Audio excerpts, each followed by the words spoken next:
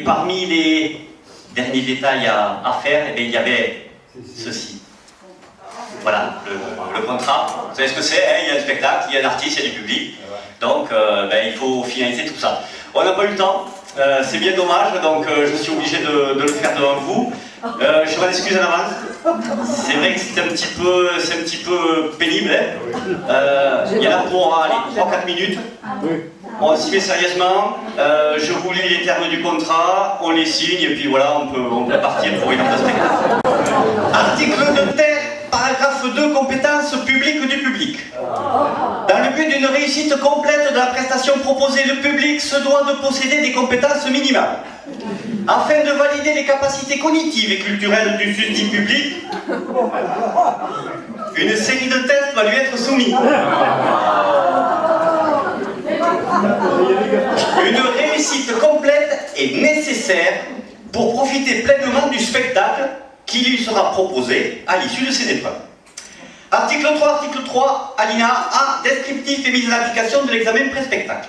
Article 3, alinéa A, subdivision G, première épreuve, applaudissements du public.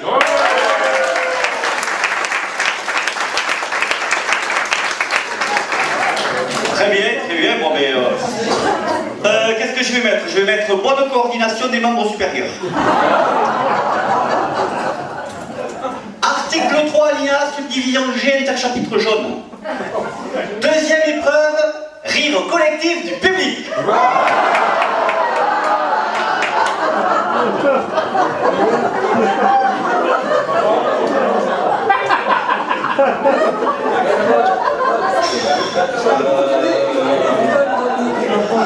Bon, là, qu'est-ce que je vais mettre? À contrôler. Je vais mettre énoncé de l'épreuve très partiellement compris, intelligence basse. Et mauvaise foi évidente. Ouais, Robert, oh putain, qu'est-ce que je suis content d'entendre. Oh, mais tu dois faire de ces peurs, toi?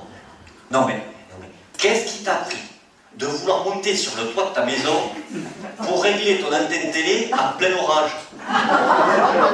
Ah non, mais les gens se sont dit, mais qu'est-ce qui lui est passé par la tête? 1 million de volts? Ah mais ça m'étonne pas. Ah mais ça m'étonne pas parce qu'avec 1 million de volts, tu te sois instantanément enflammé. Et t'as fait un bond de 3 km de haut. Ah mais cherche plus. Et c'est pour ça que dans le village, tout le monde t'appelle la comète. Hein? Non, c'était pas des rires. Non, c'était pas des rires. C'était des... C'est des canards. Ben oui, il y a des canards à Mondonville, tu sais, les canards qui vont où ils veulent. Hein. Et si je te dis que c'est des canards? Bon, alors attends un instant. Bon, allez-y, faites les canards. Alors, tu vois? Ah, mais j'ai pas dit que j'étais en bonne santé, donc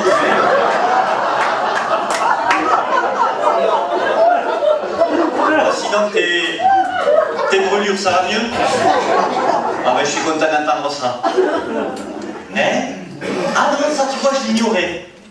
Ah oui, sous l'effet de la forte chaleur, certaines extrémités de ton corps sont complètement rétractées.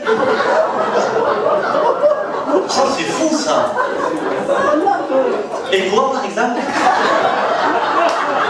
Non! Oh putain, c'est Josiane qui va faire la gueule! Il parlait de ses doigts! Il peut plus sortir les poubelles! Ne croyez pas que quand ils grandissent, que les choses s'améliorent. Hein. Les ados. Vous avez vu les ados? Oh, ces pauvres ados.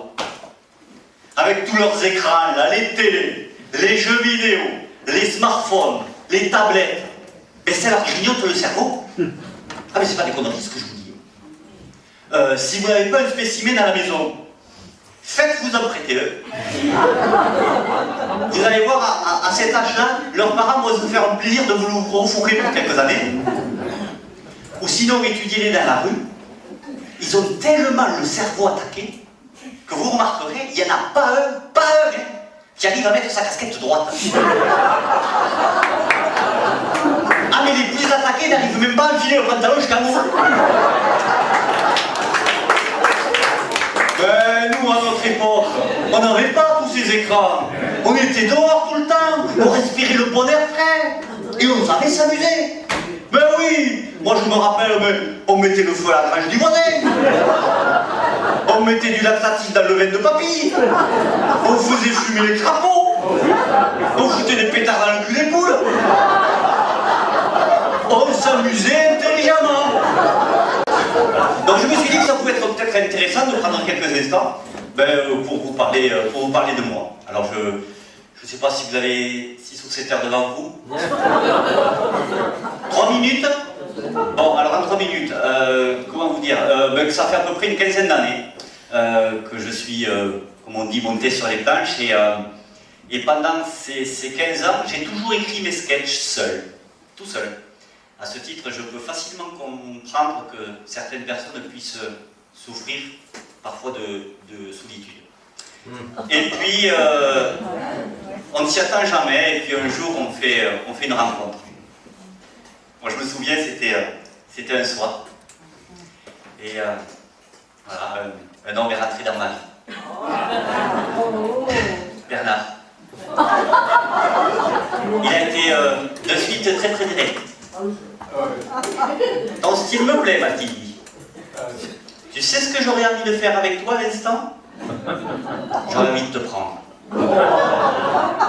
De là où tu es, pour t'amener vers les sommets des professionnels de vie. Mais l'humour, ce n'est pas que le texte. C'est aussi ce qu'on appelle la mise en scène, le travail sur le corps.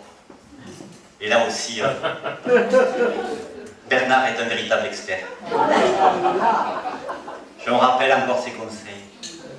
Détends-toi, ne sois pas crispé, ouvre-toi, laisse-toi pénétrer par le personnage.